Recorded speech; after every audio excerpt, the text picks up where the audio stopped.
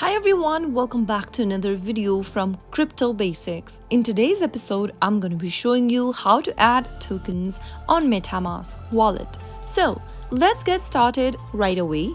The first thing to do is to tap open your MetaMask application from your app drawer and make sure to enter your password and log into your account. Once you're logged into your MetaMask wallet, from the main homepage, go ahead and tap on the import token option. You will then be able to see the search option and the custom token option. You can add a token by searching or by using the token address. To search for a token, simply go ahead and enter the token's name or symbol. Once you find the token you are looking for in the search result, select it and then scroll all the way down and tap on import. And you will then be able to import a token by searching. You can also add a token using the token address.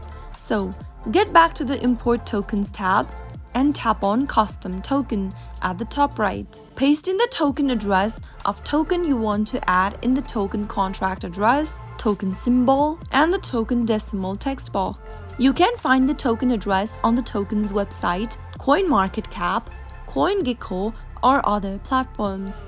After entering all of the boxes, click on import and you will be able to add tokens on MetaMask. So that is how it's easily done.